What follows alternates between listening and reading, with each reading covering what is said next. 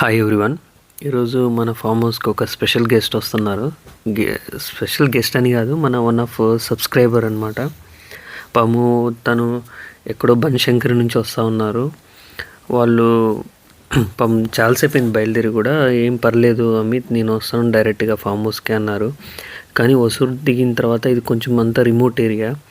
ఒక లేడీని ఒక ఆటోని నమ్ముకొని, పైగా తను సింగిల్గా వస్తున్నారు. వాళ్ళ ఫ్యామిలీ మెంబర్స్ ఎవరితోన్నా వచ్చి ఉంటే ఓకే రమ్మని చెప్పేవాడిని డైరెక్ట్గా. సో ఒక లేడీ అంత దూరం నుంచి వస్తున్నారని చెప్పేసి నేనే ఒసూరు బస్ స్టాండ్కి వెళ్దామని చెప్పేసి నేనే బయలుదేరాను.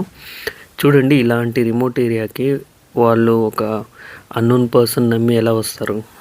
రాలేరు కదా. పైగా వాళ్ళు మనల్ని నమ్మి అంత దూరం నుంచి వచ్చారు కాబట్టి మన రెస్పాన్సిబిలిటీగా నేనే వెళ్ళి పిక్ చేసుకుందామని బయలుదేరాను. పాము కవిత గారు అయితే వద్దులే అమిత్, నేనే వస్తాను డైరెక్ట్గా అన్నారు.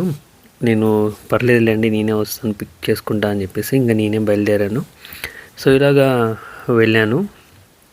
ఇక్కడ మ్యాటర్ ఏంటంటే, పాపం కవిత గారిది తిరుపతి అంట. వాళ్ళ సిస్టర్ మన ఛానల్ చూస్తూ ఉంటారు.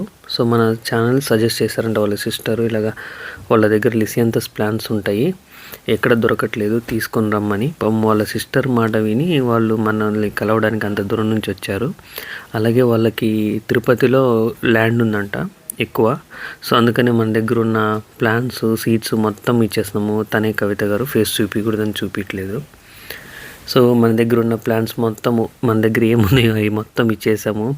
ఎవరన్నా పుట్టింటికి వెళ్తే ఇస్తారు కదా మామూలుగా, మన సిస్టరో మన అత్తనో ఎవరో ఒకళ్ళు మన లేడీస్ వచ్చినప్పుడు ఇంటికి ఎలా ఇస్తారో మా అమ్మ చూడండి, అలాగా వాళ్ళకి మొత్తం అన్నీ ఒక బ్యాగ్లోకి అన్నీ వేసి ఇచ్చేస్తున్నారు ప్లాన్స్ మొత్తము.